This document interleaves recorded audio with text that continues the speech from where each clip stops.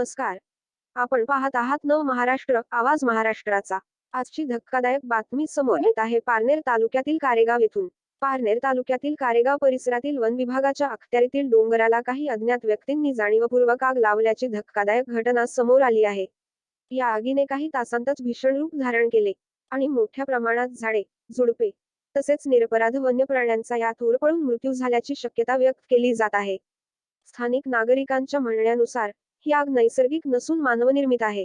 मात्र इतकी मोठी घटना घडूनही वन विभागाकडून तत्काळ कारवाई किंवा नियंत्रणाचे प्रयत्न दिसून आले नाहीत, असा आरोप ग्रामस्थ करत आहेत. कायदा आणि शिक्षा. जर कोणी जाणीवपूर्वक जंगलात आग लावत असेल तर त्यावर कठोर कारवाई होऊ शकते. इंडियन फॉरेस्ट ऍक्ट 1927 अंतर्गत दोषी व्यक्तीस जेलची शिक्षा तसेच दंड होऊ शकतो. तसेच वाईल्ड लाईफ प्रोटेक्शन ऍक्ट 1972 नुसार वन्यजीवांचे नुकसान केल्यास 3 ते 7 वर्षांपर्यंत शिक्षा होऊ शकते आणि मोठा आर्थिक दंडही आकारला जाऊ शकतो. गंभीर प्रकरणांमध्ये इंडियन पिनल कोड अंतर्गतही गुन्हा दाखल होऊ शकतो. काल कारेगावकडून वाफारेवाडी घुमा या फॉरेस्टला व डोंगराला आग लावण्यात आली. कारेगावच्या काही माथेफिरू लोकांनी डोंगराला आग लावली. या डोंगराची हद्द वाफारेवाडी पर्यंत आहे. वाफारेवाडीतील गणपत शेठ वाफारे, विश्वनाथ वाफारे, गोरक्षनाथ वाफारे, ठकाजी वाफारे व अनेक सहकाऱ्यांनी आग विझवण्यास कामे केली. तरी पण चिकणेवाडी साईटला आग धुमसत होती.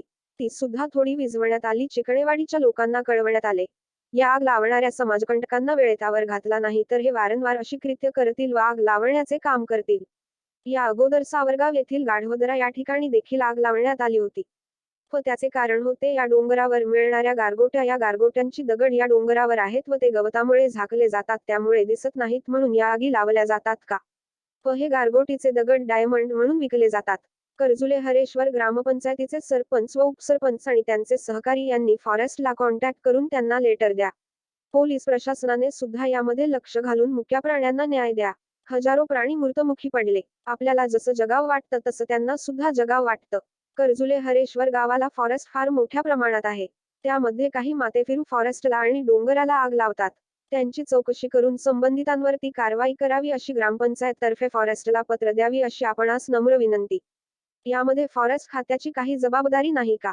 फॉरेस्ट खाते नेमकं करतोय काय?